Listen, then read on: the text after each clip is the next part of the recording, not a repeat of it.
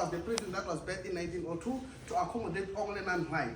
So the reason why they built the prison here in 1893 on the Old Fort, it was after they discovered gold here in South Africa. So by that time when the gold was discovered, South Africa was colonized by two countries. It was the Dutch coming from that side of Germany, and Britain. The British were also occupying Cape Town and KwaZulu-Natal. So initially the Portuguese occupied and the Dutch occupied Cape Town, but were pushed by the Brits, and then they ran to Johannesburg. And then while they were here, they discovered gold. After the discovery of gold, the Britain, because now they've won the war with the Dutch, now they had sense of at least ownership of those people. Now they also wanted to benefit from that gold that was discovered here. So now they were coming to Johannesburg themselves. Coming here, they were regarded as outlanders, foreigners, meaning that themselves, they were criminals. So that's why they built that prison, to make sure that they maintain law and order in Johannesburg because of that gold that was discovered.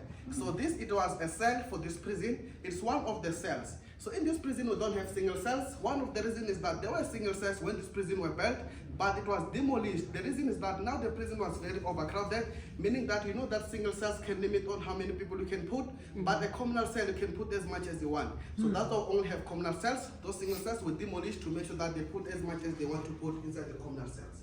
So the number that was supposed to inside this communal cells, it was supposed to be 30. But because now the prison was overcrowded, it went to 60 to 90 prisoners inside these communal cells. So itself was very, very overcrowded. 90. Yes, 90. They could go to 90. It depends on how many people were working by that time. Inside here, it's already so overcrowded that you feel. Imagine we are 40 and they put 90 here. So our group did the best example. I wish I could help each and every day so I can do 12. Yeah. So inside these communal cells, prisoners, because they're human beings, they've created a hierarchy among themselves. So one thing that happens when you come in here as a new prisoner, your name does not exist. You get the prison number, and then you get two mats to sleep, and then 3 blankets. And then when you come in, that side there was the cell bosses. The cell bosses, they'll take your 3 blankets and then make themselves bed that side.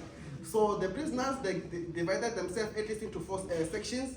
There was ematafuleni. Ematafuleni means on top of the tables. So that was the space occupied by the cell bosses. To a cell boss of this prison, you needed to dominate the cell, and domination of the cell meaning that you have to kill as much as you can. And killing, you have to kill using your bare hands, because inside these communal cells, they're not even allowed to eat here, meaning that there were no opportunities to use their spoons to kill each other. So they were forced again to use their bare hands to kill each other, and they dominate the cell.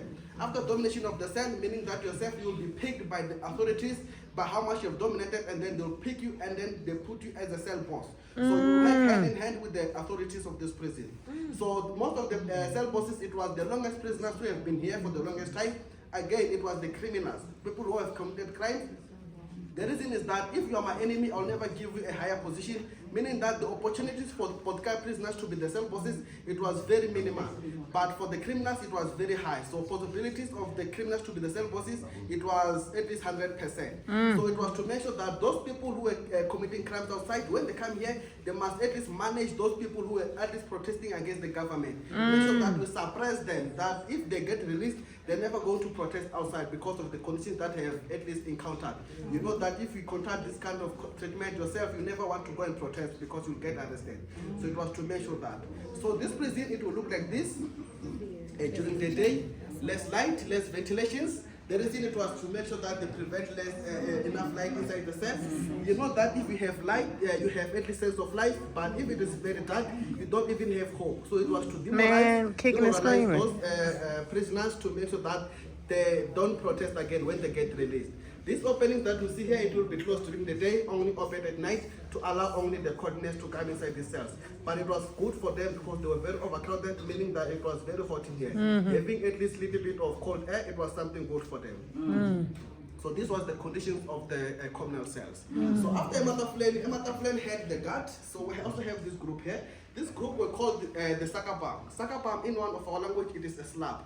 So these guys, they'll call the slab because they'll have to deal with you if you don't comply with the cell boss's instructions. So these guys, they were the second in command of the cell bosses and also the guard to make sure that the cell bosses, they are safe and also the instructions get implemented inside these communal cells. So these guys, they were picked by how scary they are. So they were the scariest group inside these communal cells, but they will be picked by the cell bosses of these communal cells. And then also have this group here. This group will call the bush. The bush, we know that it's like a jungle. In a jungle, if you want to go to the toilet, you just go by the tree and then have that toilet. So these guys, they were called the bush because they were responsible for the toilet. These guys, they will have to make sure that the toilet is in every time when the cell bosses want to use the toilet. Again, they had a privilege of keeping their blanket. Keeping the blanket, they will have to use it on the favors of the cell bosses. Here, as you can see, there's no door. They will have to use their blanket to cover for the cell bosses. At least they will have a little bit of privacy. So keeping their blanket, again, they will have to use it on the favors of the cell bosses. And then also have our last group there. That group, it was called Ebugudwe. Ebugudwe means overcrowding. So these guys, they were called overcrowding because it was the Volca prisoners who were coming here each and every day. Some of them, they were not arrested because they were protesting against the government. Some of them, they were arrested because they were found without a permit. So back then, in South Africa, let's take myself, I'm staying at Soweto and I want to come to Johannesburg. I was required to go to my nearest police station, apply for permit. That permit, I'll have to state what am I coming to do at Johannesburg and for how many days. If they find me that I don't have that permit, there was the permit, there was a permit and then there was a passport. A passport, it was called Dom Pass. So I was required to have at least those two documents at once when I'm coming to Johannesburg. If they find that I don't have one of them, I'll be arrested and then I'll be sent to this prison. So that's why it was very overcrowded. Some of them, they were coming from villages. From the villages, you know that there is no much information. You don't even know about the permit. They were just coming they don't even know for jobs. Immediately they arrived, they got arrested. Again, themselves, they don't even know what they're being arrested for because they don't even know about the permit. Right, so the process. All of them, they were brought to this prison. And then coming to this prison, there was no distinction between criminals and vulgar prisoners. All of them, they were put inside the same In the communal cells. But they gotta fight the cell boss. Some of them, they were found after a curfew. There was a curfew for non-white. They were not allowed to walk after 6 p.m. Anyone found after 6 p.m., they'll be arrested and then they'll be sent to this prison. So that's why it was very, very overcrowded itself. So this was the conditions of the communal cells. So this group, because they were the most overcrowded group inside these communal cells, they didn't have much space to sleep themselves. Because if you can check, the cell bosses will have at least 30% of the space, and then I'm sure these guys don't have at least 10%, and then these other guys, they will also have 10%. And then the rest of the 60% for the large group, meaning that they don't have enough space to sleep. So they came with the mechanism that they must sleep head to toe. So the head will be that side, and then the second person will be on their feet. So that was the mechanism to make sure that they have time to sleep. But it was not enough, so they'll have to create groups to sleep. So the first group will sleep at least 4 to 6 hours. When they wake up, the other group will have time to sleep also. And meaning that those who are not sleeping, they'll have to stand to make sure that there is enough space to sleep. Because even themselves, they'll need that space when it is their time to sleep. So that was the mechanism to make sure that everyone have time to rest inside these communal cells. Okay, so would they ever let out periodically to walk or? So they will go to do hard labor outside. So that will be their time to exercise, but they'll also have an hour to go outside to have their food. So they'll not eat here, they will go outside to have their food. And also to shower, but within that hour it was for food and then showering. So 23 hours in here, And then 1 only hour outside. out. Yes, yes, yes. Oh, yes. okay. So the job that we'll be doing outside, it was in mining, construction, and agriculture. Most of the buildings that you have seen Modern day outside this slavery. building, it was built by the prisoners coming from this prison for free. So they'll take them and then go to hard labor there and then they come back. Were these people in jail, in prison? So there was supposed to be 60. Yeah, I mean, so 6 months. It was supposed to be 6 months? That's Yes, but it went to be years inside this communal cells. Most of them never came out. She said just like me. She said And 6 if you months. inside this prison, meaning that yourself you just disappear from earth because even when you got arrested, no one was notified. So there was no even need to notify your family when you died inside this prison. So just take your baby and go ahead and dump it somewhere, and then you just disappear. Even now, there are still those people who are looking for their families. Even now, we don't even know where those people are. Would they put them in Yes, in the mask. in the ground, Yes, in that grave? yes, yes. So there was this other group that were at least found, but it was in another province in Limpopo. So they found 10 of them in one grave. They assumed them and then they reburied them. At least for that family, they had a little bit of closure. Okay, let's go outside so I can show the food area.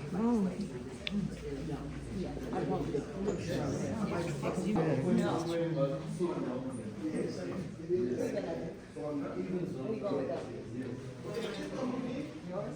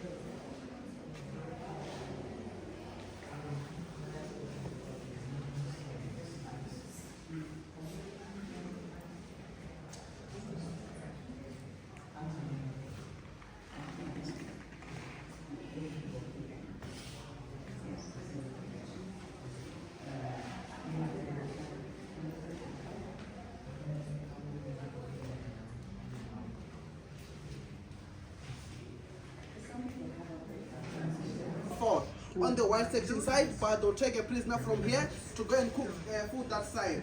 And then food were cooked using those people's there at our back. They were called Congress Drum 1, Congress Drum 2, Congress Drum 3. The reason why they were called Congress Drum, it is that when they're coming after cooking their food on the oil fort, when they were coming to number 4 prison, they'll be making sound with those Congress drums. That sound was to notify these other prisoners that were coming and were coming with guard. But if there were no guard, there would be no sound. So that's why they call them Congress drum, to make sure that they notify these other guys that were coming. So Congress drum 1, it was for white. What they will do when they cook food, they will burn meat on the Congress drum 1, and then what they will do is to be left to be burnt and fried, and then they will take those bones. So it was the Congress drum 2. Congress drum 2 was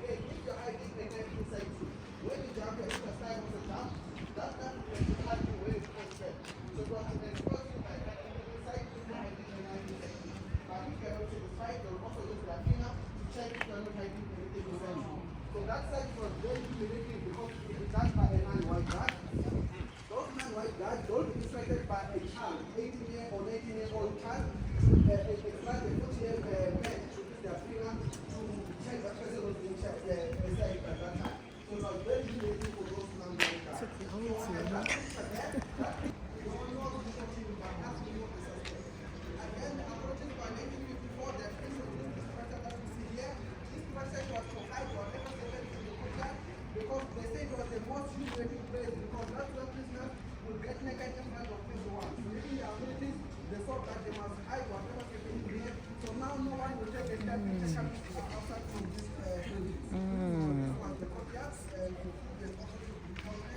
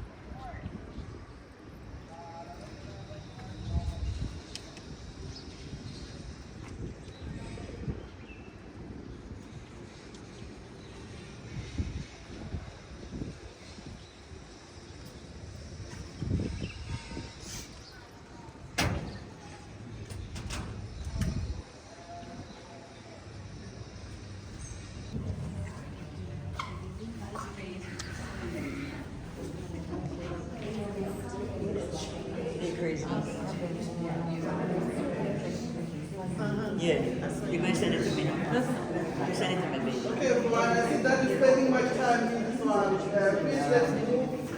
Next. Any problem with them seeing it? So here we have the showers. So this is the showers. Yeah, okay. So here what happened with the structure is that the prison closed down in 1983. By the time it closed down, it was with the apartheid government, so they just abandoned it, and then homeless people came here and then occupied it. And then when they left, they also left with the corrugated iron that was part of the shelter, and then also demolished this structure. So it was a perfect structure for shower. So here there were 8 showers for 2,207 prisoners to share. To share, they'll be given at least 30 minutes. That 30 minutes, it will be once a week. That week you didn't know when they're going to open the showers, you just see by the water coming out and then you run to shower. And we know the first people to shower here, it will be the cell bosses, because the cell bosses have at least a privilege to have everything first. So they'll have their own time, take at least 20 to 30 minutes, meaning that yourself you have no time to shower.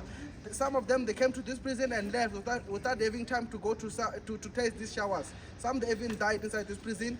The reason for this condition, it was to make sure that they discouraged to shower. You know that if you don't bath, you will catch diseases very fast and then you die from natural death.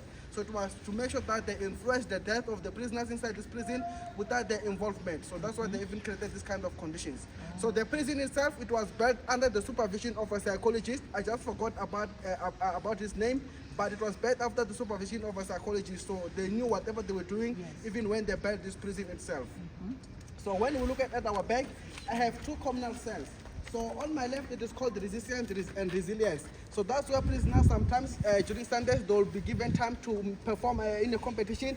So you make anything that you can make using anything that you have. So if you have a blanket, you can use a blanket to carve anything that you can carve and then go for competition. If you have a newspaper, you can use a newspaper to go for competition and then carve whatever you can carve. And then the cell that is going to win, that each and everyone will have a slice of bread inside the cells. So that's what will happening on that communal cells. And then on my right, it is called the power and punishment.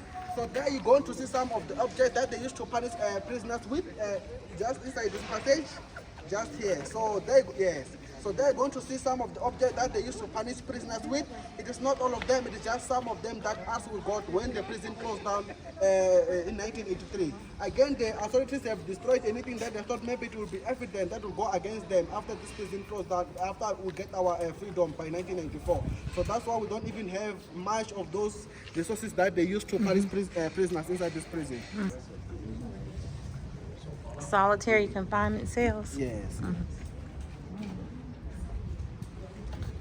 Ooh, and it's pitch dark too. Oh my goodness. So this side you have